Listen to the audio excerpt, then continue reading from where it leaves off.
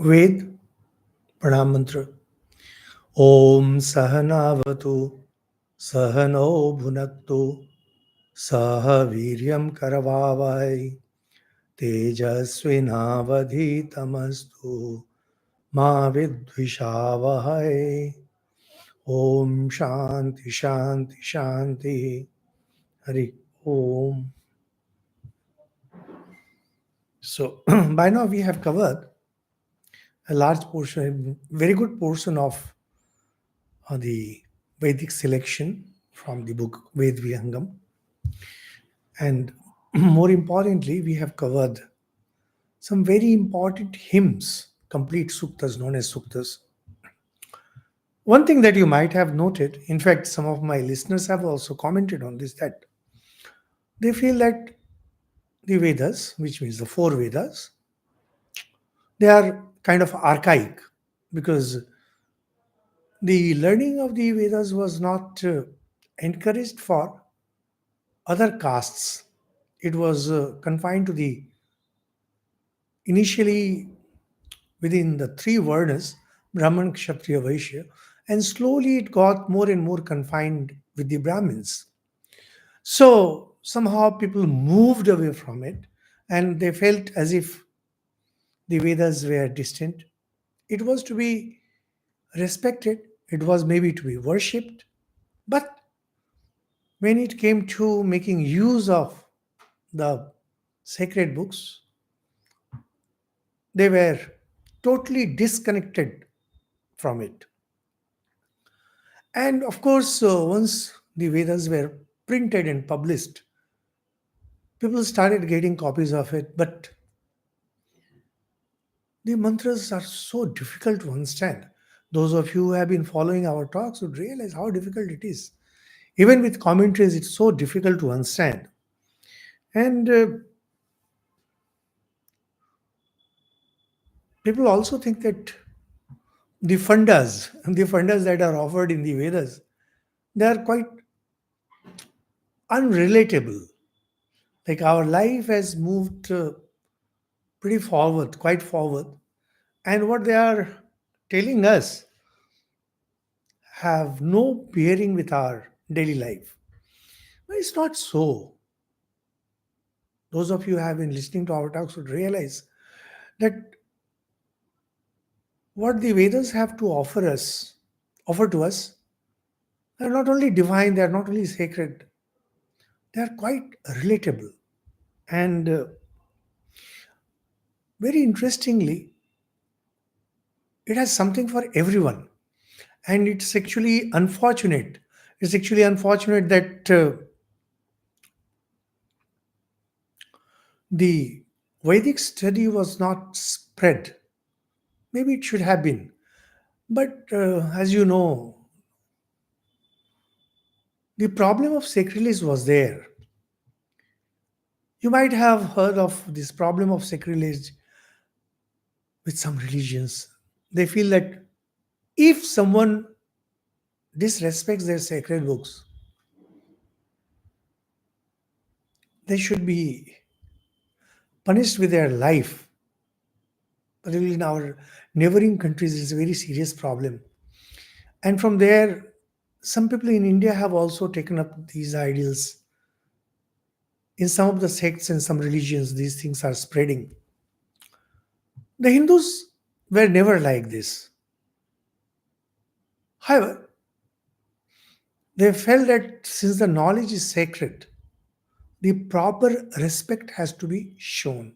And this respect shouldn't be just a lip service, but it should be reflected in your life. That means you have to be clean externally and internally. And mostly the Brahmin boys were good at it. Now, I'm not going into that controversial things like who is good, who is better, who is not, etc. But well, that is how the society was. And the result was, what to say of the spiritual learning? Even ordinary learning did not percolate down to the masses, and India is paying the price for it even today. However, Coming back to our discussion, earlier we saw some of these hymns and some prayers which were addressed to the divinities, sometimes to God. And in those prayers, we also saw how creation was described. Mostly those prayers, whether we were discussing the individual ones or the whole of the hymns, these were mostly directed towards devotion, mostly towards devotion. But not everybody wants devotion right away. Person, a person who is hungry, a person who is distressed, who is in some kind of crisis, person who is struggling to make his presence felt in the world requires self growth.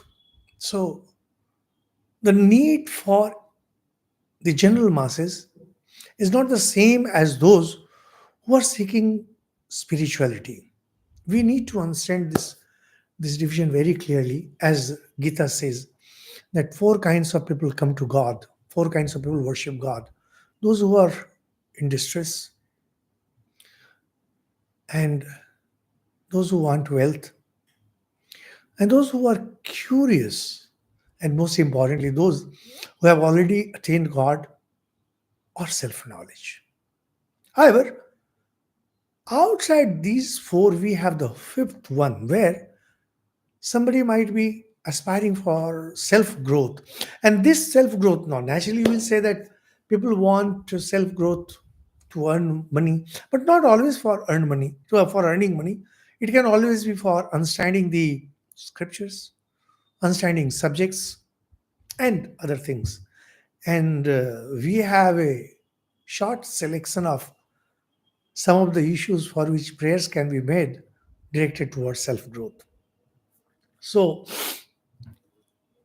what we have here, just some very simple prayers. Unfortunately, most of these prayers are slightly difficult to pronounce, so you will not find it useful, but you can always feel the urgency, and you can feel the importance that our sacred books lay on self growth.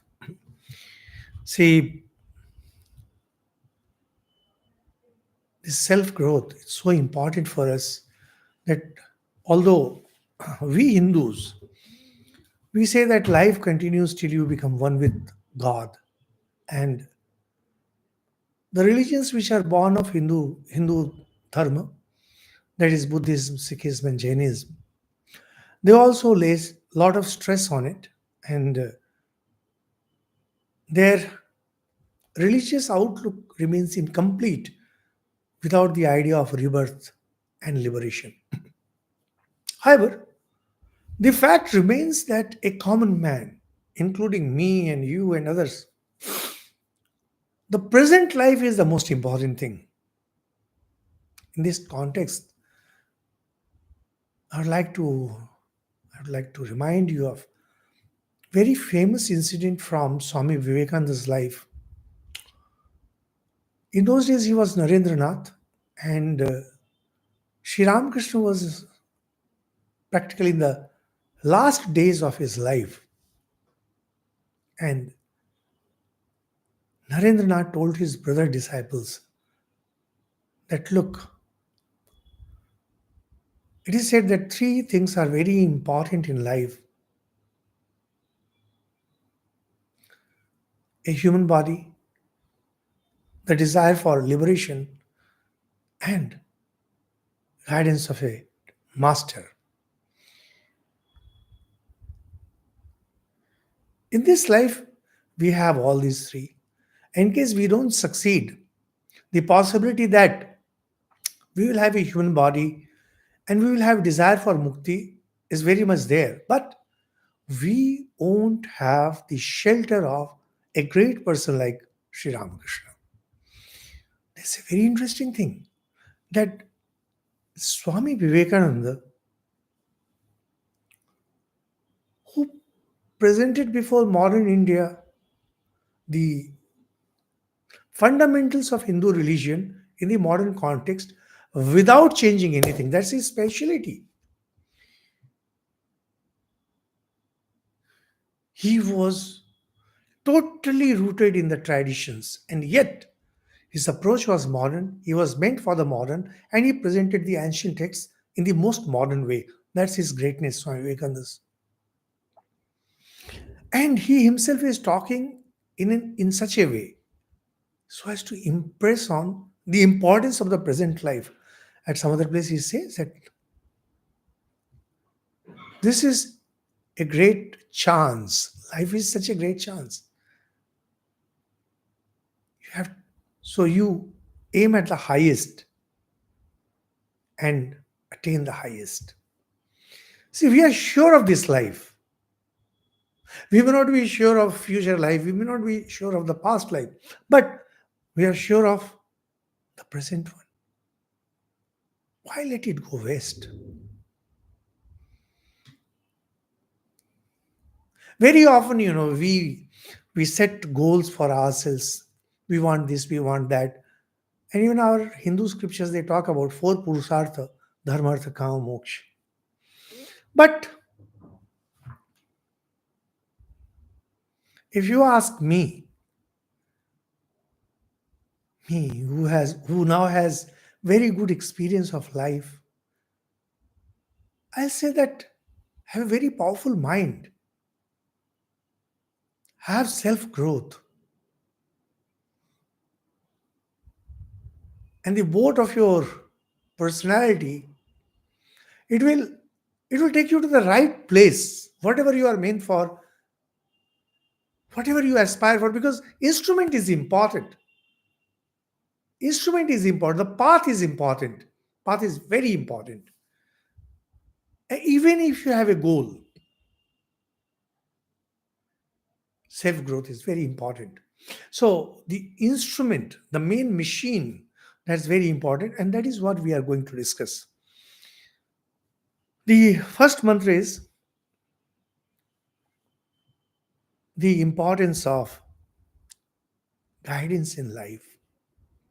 Very often people think that, well, they are self-made, they say. And now is social media there. Everyone has become a guru. A few days ago, I came across one post where somebody was claiming that all these ancient texts like the Vedas and the Upanishads and Ramayana and Mahabharata should be thrown away. Instead, the new Hinduism should focus only on Astavakra Samhita and what? And yoga and something like Osho and something like that. See, this is the problem. Everyone becomes a guru without having the proper guidance, without having undergone the proper training. Like everyone wants to become the commander of an army, captain of the team, without going through the training process. So, those of you who are familiar with the Hindu religious traditions and Hindu educational system would know how important it is for us to have a very good teacher. Whatever your branch of learning, whatever your goal of life, whatever you want in life, you need to have right guidance. Now, in modern times, these things are changing, and this change is not at all for good. No, no, I don't agree with it. Because if you think that you know everything, if you think that you don't need a teacher, you don't need a mentor, I mean, in the sense of being a teacher. Yes. You will soon become like a runaway train instead of being a running train, and there will be an accident. This prayer is addressed to the Vishvedeva. Vishvedeva is the collective body of the gods. In the Vedas, as we mentioned earlier, we have different kinds of God, we have different kinds of divinities, we have dual divinities, we have groups of divinities. But the sages didn't want to leave out anyone, so they had a complete collective body of the gods known as Vishwadeva. So here, the Vishwadevas are being prayed to for the right guidance in life. You don't have to memorize this mantra. This comes in Rig Ved 10:32. That is 10th book, 32, 32nd hymn, and 7th mantra, 10:32 7. But the idea behind this mantra, the philosophy behind this mantra is very important. Akshetravit kshetravidam hi aprat sa preti kshetravit अनुशिष्टः एतद्वै Bhadram अनुशासनस्योत श्रुतिम अविन्दति अंजसीनाम. The idea is very simple. Those of you who have known India of, say, 50 years ago, 60 years ago, know that communication was not very good in those days. And very often people had to walk miles to reach somewhere. And during the walk, sometimes it would be difficult to get some shed. And it might even be difficult to get drinking water. Now imagine how things might have been 8,000 years ago, 10,000 years ago, when population was pretty sparse and there would be forests and there would be just plain land. So a traveler would ask for source of water. It's a very popular thing that whenever somebody used to travel, now naturally it was not possible for them to carry all the water they needed. So sometimes they would ask where to get drinking water. That means some pond, some stream, some well, etc. And getting the right direction from the person, they would move. So here this mantra says that exactly is what happens in life. You need to have proper guidance for wherever you want to reach. The stranger asks the way of him who knows it. When you are going somewhere for the first time, you want to know everything about the place. You want to know the route. You want to know the dangers. And you want to know where would be watering holes, etc. And directed by the knower, he proceeds. That's the importance of the teacher. That's the importance of Guru. He knows the route. He can direct you correctly. This verily is a blessing of instruction. Anushasana, generally we translate it as discipline. Anushasana means teaching. Says that this verily is the blessing of instruction. He finds the path that leads directly forward.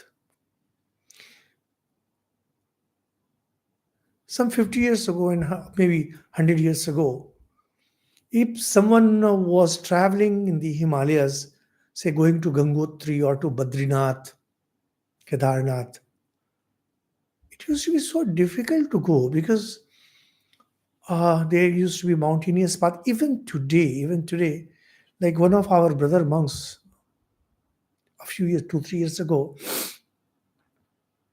he went to Mayavati, which is in the Himalayas in Champawat district. Earlier it was in Pithoragarh district, and he was moving around, and while returning, he was doing some adventurism and he lost way.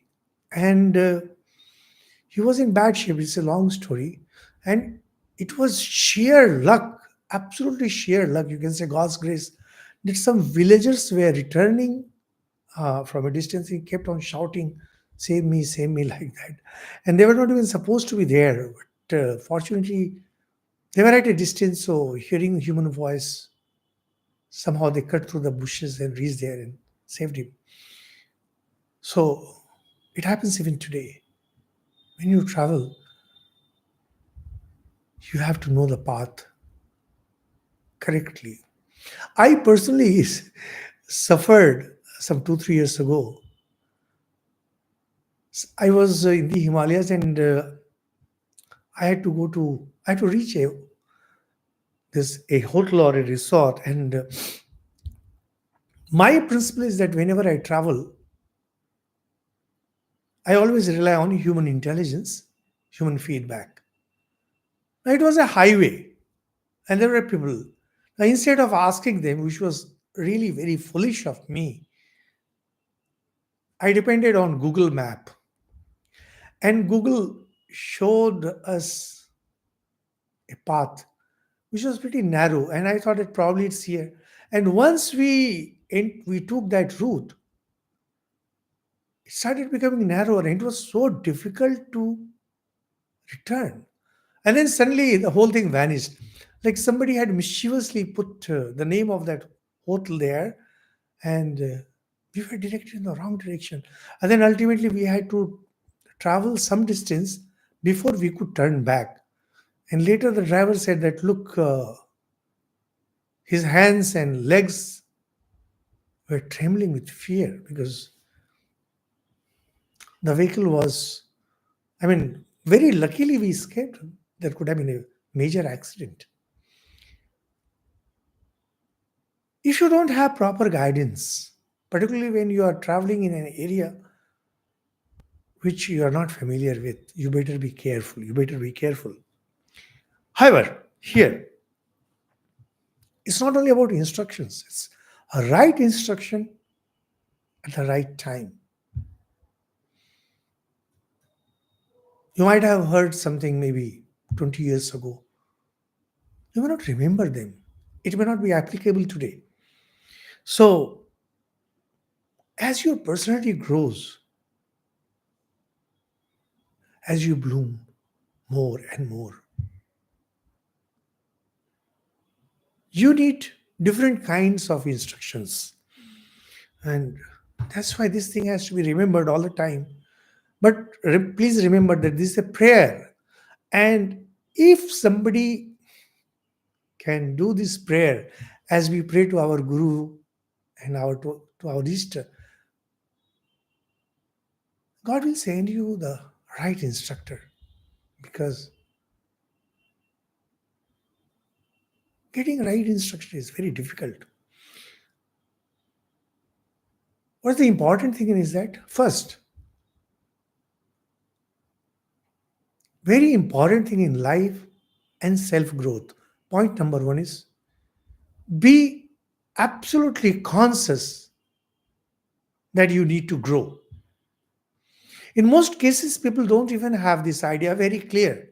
They feel that they are perfectly all right the way they are. No, you have to realize that you need to grow and you need to keep growing till your breath leaves your body. Sri Ramakrishna, who had all kinds of spiritual experiences and who himself told Narendranath, Swami Vivekananda, that he is an incarnation of God. And yet he says, like a true devotee, that, see, learn throughout your life. Says Mother, that is Universal Mother, Mother of the Universe. She's still taking me through varieties of new experiences. So there is no end to learning. Once you know that you need to grow, and after an age you know which path you want to take, you have to study books related to that subject. Because what are books actually? Books are the recorded minds of the persons who wrote that. When you read, say, our famous Rabindranath Tagore, you are actually interacting with him through his poems. You are interacting not directly, but you are interacting with his mind, which has been preserved through his words in his writings. What is important in growth is exposure. I remember once one of my friends who had been to some great institutions, I asked him what exactly they teach you because I had extreme low opinion about that kind of institutions. He said exposure. It's not that you always have to have book learning. It's not that you need to have this kind of learning, that kind of learning, even exposure. Now, when you get exposed to various kinds of ideas and when you get exposed to various kinds of people, that itself expands your mind. And expansion of mind is self growth. What is self growth? Expansion of your mind. So, you need to have a very clear idea that you want to grow. And sometimes people say, yes, I want to learn. But when they say, I want to learn, in most cases, it's their arrogance speaking. It's not the humility of a student there. And lastly, you have to stick to the teacher who suits your mentality. Because no teacher is meant for everyone. You may like somebody, and someone else may like someone else. Now, once you decide very clearly that this person's teaching suits me, his approach towards life suits me, stick to that person.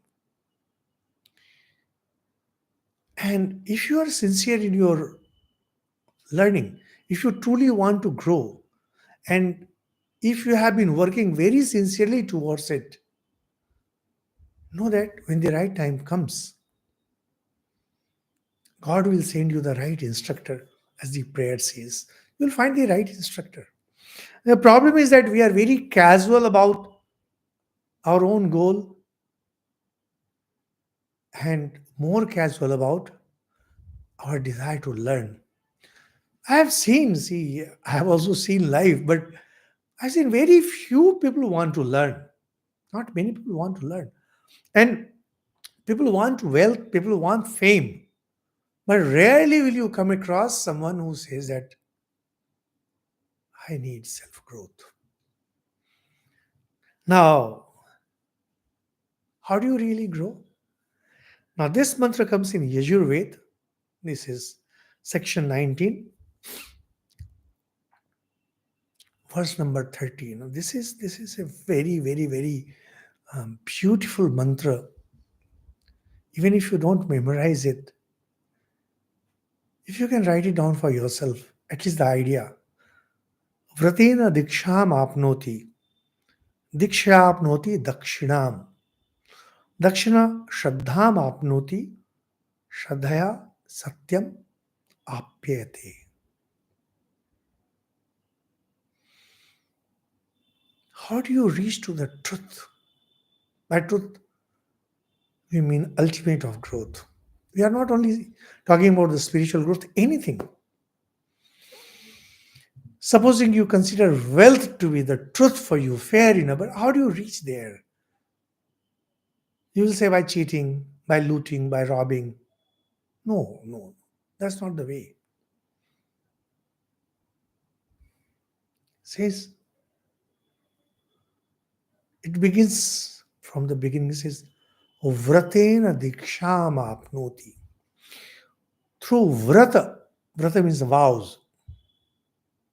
We'll explain this vows. That means some kind of religious discipline. One gets diksha, fitness. So mantra diksha basically means you have acquired some kind of fitness to do japam of that mantra. And once you get diksha, through diksha one gets dakshina, grace. Those of you familiar with the Indian tradition would know that dakshina generally means the offerings that's made by the disciples to the teacher or to the elders. But dakshina actually means the grace. Grace. So only when you have diksha that you get the grace. And dakshina brings Shraddha. Shraddha, the term that we have explained many times, and the term that comes in Gita many times, and the term which is extremely important in our daily life and in our spiritual life, Shraddha. And it's Shraddha that leads you to truth. Here, by truth, we mean the ultimate. Vrata, it begins with discipline, vrata. What should be the ideal of vrata? Normally, people familiar with the Indian traditions will say that Ekadashi vrata and Chandrayana vrata. No. Vrata basically means to focus your energies in one particular direction. Self-discipline. And for self-discipline, the most important is some kind of routine life.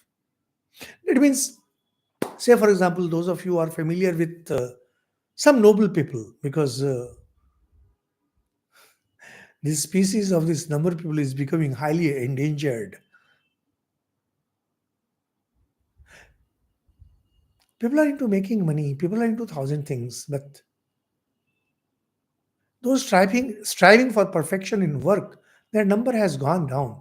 And I've been very lucky to see many of these people who have been extremely sincere in whatever they did. Normally, we are sincere, normally, we are honest, normally, we maintain our integrity when people are looking at us, when people are watching us, when we are under watch. But a sincere person doesn't care for all those things. They do things because they have disciplined themselves into that. So, first is kind of a routine life. Routine life. It's very important. And then there is, you have to have some kind of regularity when it comes to certain impersonal values. Say, for example, punctuality. Punctuality is an impersonal value. We tend to be punctual when we are under pressure. No. It has to be your habit. People should know that, oh, this person, he's so punctual. This person, he's so honest. This person is so caring, like that. You have to have some impersonal values which you will be practicing regularly. And once you have these two things and you want to grow, supposing you want to make wealth, you have to be into reading and studying, which is very important. We are discussing only the vrata, the discipline that will push you forward, the discipline that will result in self growth, and a total commitment towards your ideal. Whatever your ideal,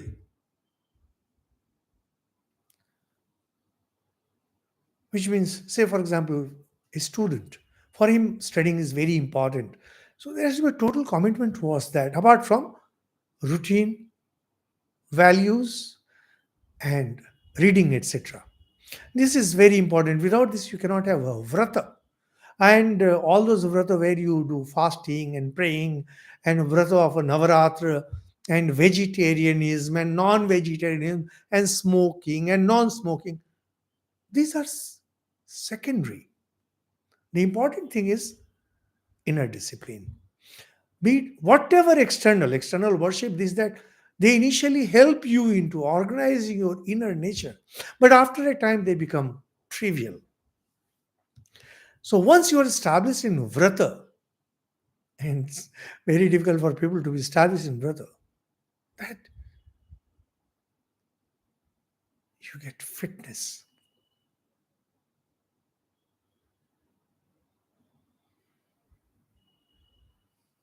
People don't labor hard, and without even laboring hard, without having the fitness, they want to get things.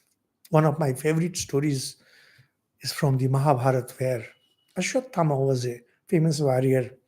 He once wanted to have the weapon of Sri Krishna, which was chakra. So he told Sri Krishna that, look, you have this chakra. It's like a large wheel, and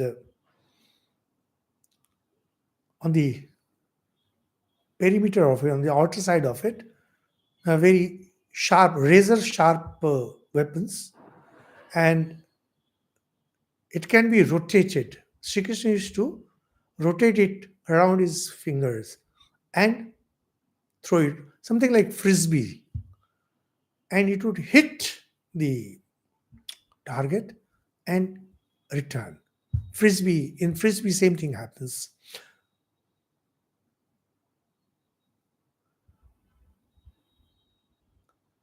Sri Krishna told Ashwatthama that, look, that chakra is in the corner of my room. Take it. He had heard that Sri Krishna used to wield that weapon in his finger. He tried to lift it, he couldn't. He tried both hands, tried to lift it with his both hands. He could not. Then he sat down on his knees and tried to lift it. He couldn't. And he left it at that. See, he didn't have the fitness, and yet he wanted it. There's a problem with us. We don't have the fitness, and yet we want things.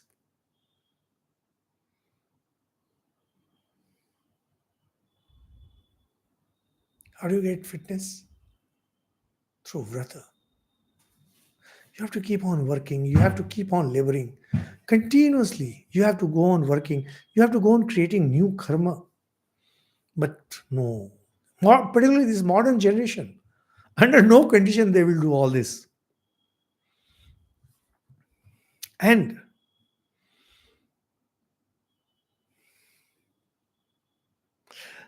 once you have this fitness and you continue to work, you get dakshina. Because success doesn't come because of your efforts. Success comes entirely because of grace, dakshina. Whatever effort you may make, whatever, the result that is there comes from God. You say that you don't agree with what I'm saying. It doesn't matter with me. My job is to tell you the truth. Whatever good comes in your life, whatever bad comes in life, comes from God. How? Through your fitness. If you have been doing wrong things, you have become fit to get bad results. Patanjali's Yoga Sutra explains it in a different way. It makes no difference. The idea is same.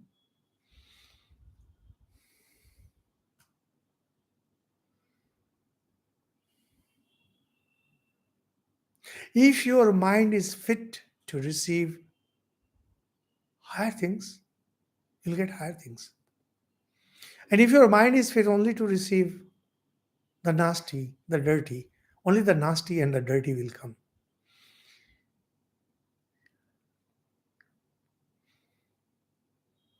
If you have flowers in your room, honeybees may come. And if you have festering wound or dirt, the flies will come. It's absolutely true about our life too. Depending on what kind of fitness we have, the results will be accordingly. And Dakshina brings Shraddha. Whatever we get, actually we get. Yo yash Shraddha sa eva sa. Gita says. Depending on what kind of Shraddha you have, Shraddha is it's a technical term in Indian spiritual traditions. It means Shraddha means your inner disposition towards the world, towards God. And this inner disposition, your attitude, generally Shraddha is translated as faith. But faith is not the right translation. Shraddha is your inner disposition. Inner disposition is the right word. How do you look at something? How do you look at other people? How do you look at the poor? How do you look at the rich? How do you look at the prime minister? How do you look at the president of your country?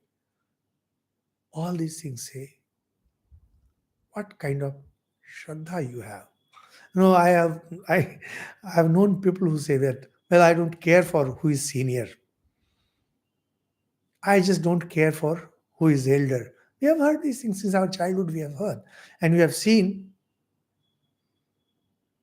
how their career and how their life nosedived. Because success comes because of your inner disposition. And inner disposition depends on dakshina, dakshina depends on diksha, diksha depends on vrata. You become arrogant. Why do you become arrogant? You don't have shraddha for elders. You don't have shraddha for something. The respect, your inner disposition towards something, your inner disposition towards God, your inner disposition towards religion, towards spirituality. People don't have these things and they expect that they will have wonderful results. No, that's not possible.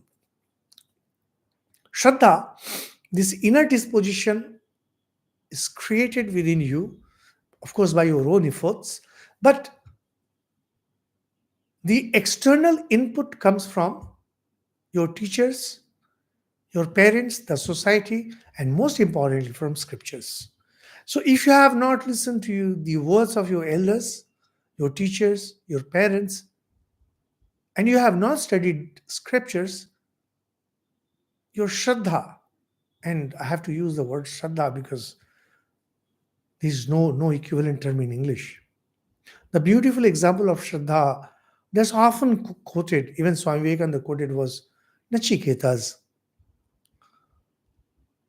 When his father in anger said, I'm giving you away to Yama, the god of death, he was so filled with Shraddha, Shraddha, whatever he had learned, whatever he had heard till then. And his Shraddha said that whatever his father orders has to be done, has to be carried out. And he went to the abode of death.